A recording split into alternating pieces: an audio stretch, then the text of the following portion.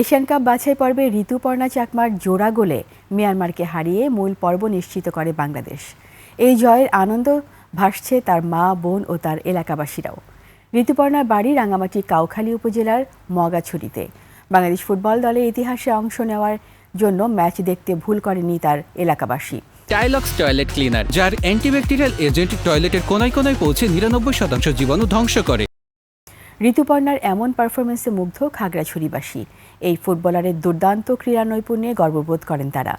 Asian কাপের মূল পর্বেও বাংলাদেশ ও ঋতুপর্ণার কাছ থেকে এমন পারফরমেন্স আশা করেন খাগড়াছড়ির বাসিন্দারা।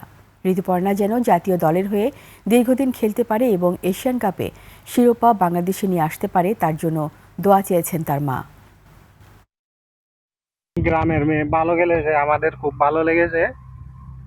ঋতুকে নিয়ে আমাদের খুব গর্বিত হয়।